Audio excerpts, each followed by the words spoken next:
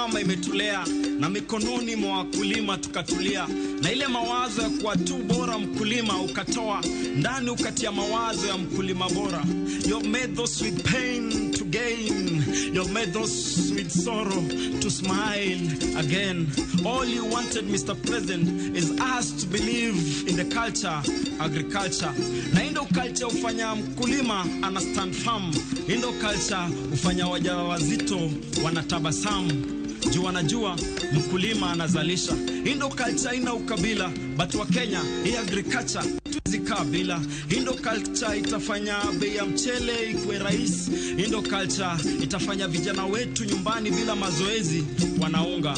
Indo culture itatupeleka mbali. Unajua si wakulima tunaishi kwa amani, hatuna beef, tukipata nyama si ugawana, na kila mtu anatoka na peace.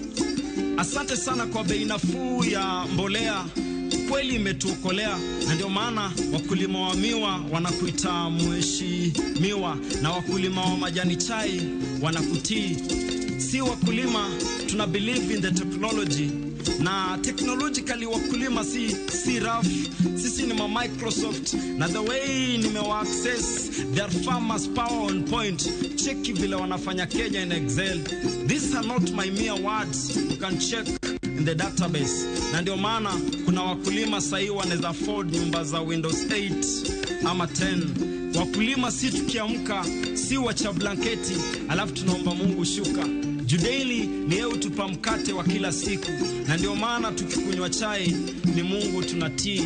Ni yeye utupa nguvu ya kuendelea kujenga nchi.